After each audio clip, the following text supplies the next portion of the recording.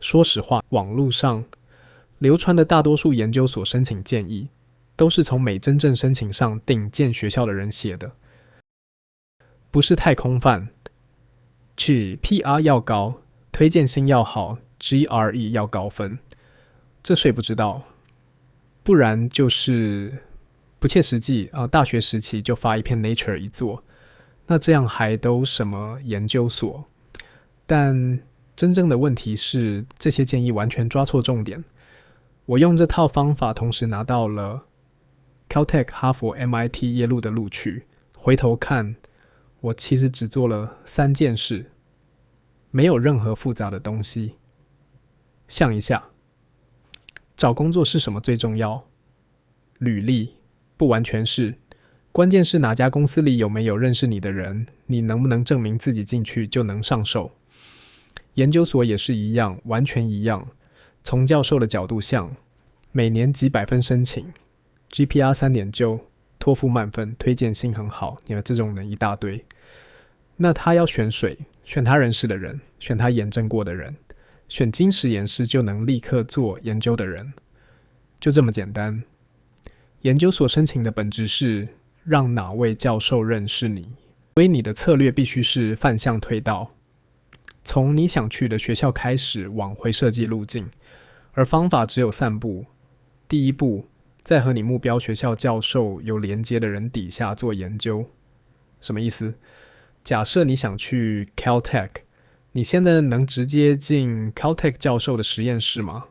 大多数人不行，但你们学校或附近的大学可能有从 Caltech 博士毕业的教授去他们的实验室做研究。为什么？学术圈很小，小到超乎你想象。从 Caltech 毕业的教授只要对以前的指导教授说一句，我这里有个不错的本科生，你的申请就会从几百分钟被往上提。这就是现实。所以不是随便找个实验室就好，去查你想去学校毕业的教授，读他们的论文，了解研究方向，然后几星。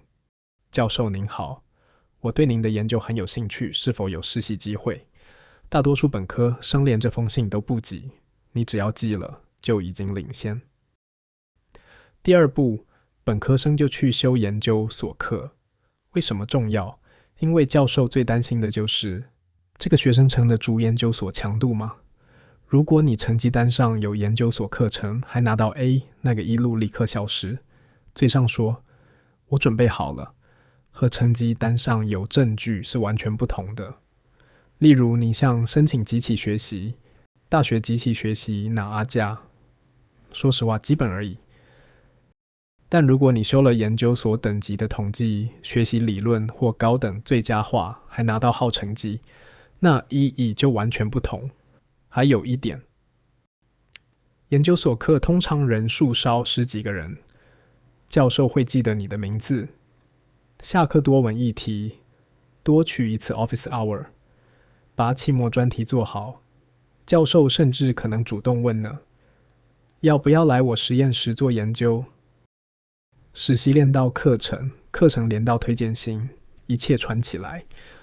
第3步，法论文。先别被吓到，本科生怎么法论文？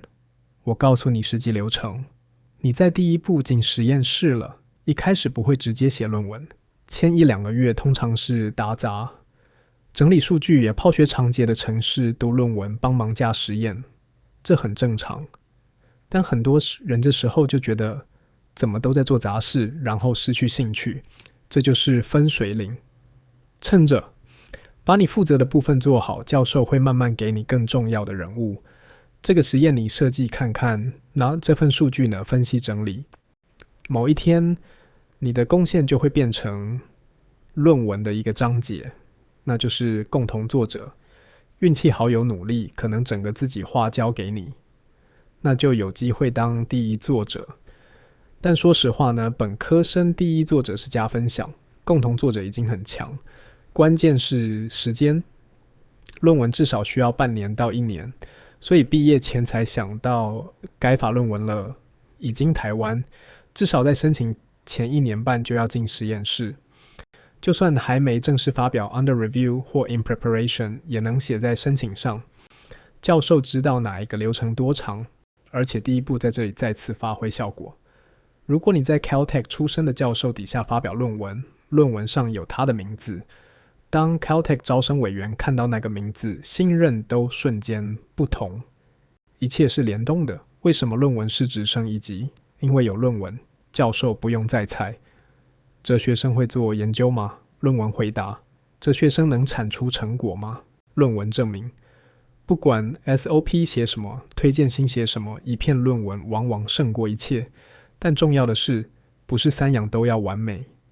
有人没论文也录取，有人没修研究所可也录取，但三项里有2项扎实，就足够竞争，非常足够。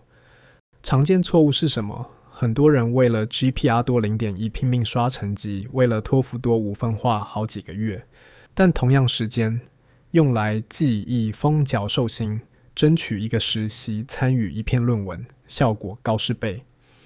GPA 3.7 和3.8不会决定成败，决定成败的是教授人不认识呢。总结就是，在和目标学校教授有连接的人底下做研究，修研究所可证明你准备好了，在那里发表论文，给出知名业绩，就这样。美国顶尖研究所申请其实比你想象的单纯，真的。